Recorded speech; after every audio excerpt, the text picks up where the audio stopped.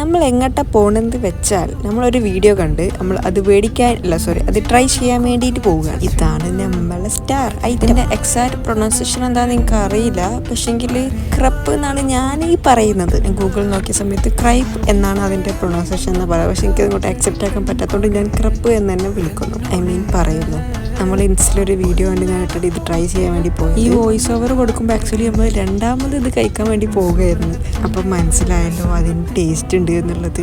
Yummy, it was yummy സാധനം. ഇതിൻ്റെ location വരുന്നത് അബുദാബി ഖലീഫ സിറ്റി ഏതൊരു മോളിലാണ്, ഫ്രോസണോ സംതിങ് ലൈക്ക് ദാറ്റ്. നീ ഓൾറെഡി ഒരു ഷുഗർ ക്രേവിങ്സ് ഉള്ള ഒരാളാണ്, ഷുഗറിനോട് അത്ര ഇഷ്ടമുള്ള ഒരാളാണ്.